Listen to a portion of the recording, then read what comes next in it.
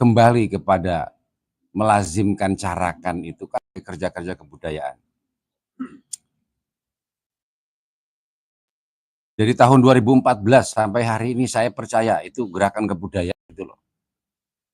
Yang kemudian pada tahun ini mengoreksi pendapat saya.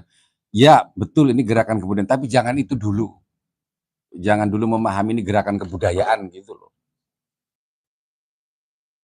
Saya lebih ya tetap ini gerakan kebudayaan, tapi bukan ini maksud saya.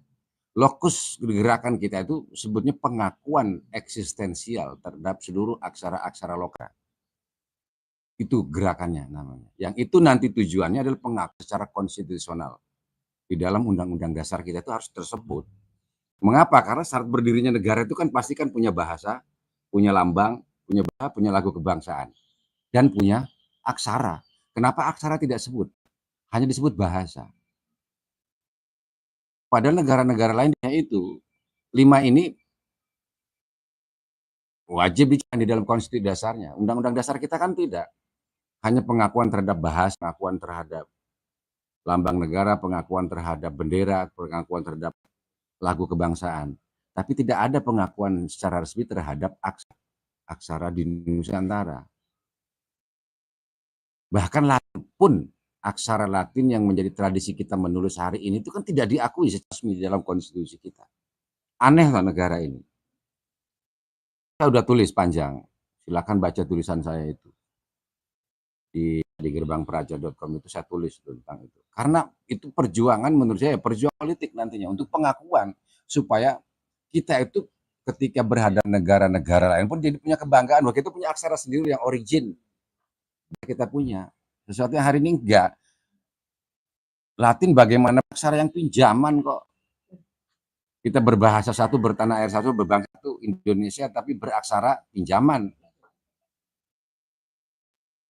Loh ini menarik loh kalau dikaji secara historis loh. Gimana kok bisa begini bangsa ini dibangun? Saya kira dulu dibangun bangsa ini tuh kayaknya nggak serius loh didirikan ini. Buktinya apa? Nggak ada pengakuan itu terhadap cara itu. Sehingga saya menulis panjang soal itu, lalu kemudian saya merancang berkomunikasi dengan beberapa teman. Saya minta tulisan saya dikritisi itu. Bahkan para ahli hukum sendiri juga kaget juga ya dengan tulisannya. Iya ya, oh iya juga ya. Karena memang nggak ada yang ngomong. Ada kekurangan hukum di dalam konstitusi kita, di dalam hukum tata negara kita.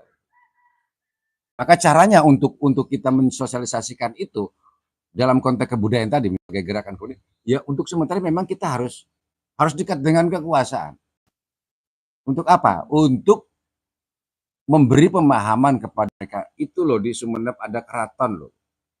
Yang itu semua naskah warisan mereka tentang sejarah keraton itu, tentang apapun ajaran-ajaran yang diimbangi di dalam keraton itu tulisannya bukan Latin. Naskah aslinya bertuliskan carakan berbahasa Madura, berbahasa Madura. Lalu siapa yang bisa membaca generasi muda hari ini yang seumur-umur kalian ini? Mungkin nol mungkin. Loh ini kan aneh gitu. Lalu siapa yang mau mempelajarinya kalau karena tidak semua orang yang mampu membaca, yang mampu punya kemampuan membaca carakan itu punya metode untuk mengajarkannya kepada orang lain. Buktinya apa? Ada contoh ketidakberhasilan metode itu toh. Pernah belajar tapi yang nggak bisa, itu kan contoh dari kegagalan metodis. Makanya saya selalu punya jargon yang agak sombong ketika pelatihan carakan itu. Sampai teman-teman itu belajar 2 hari carakan di sini nggak bisa, guru salah. Bukan teman-temannya yang bodoh, gurunya berarti yang salah. Apik toh, gurunya yang salah. Berarti ada metode yang nggak dipahami muridnya, yang nggak dipahami orang-orang yang belajar. Nah saya nggak mau seperti itu, saya ingin tolong paham tidak paham bilang aja paham.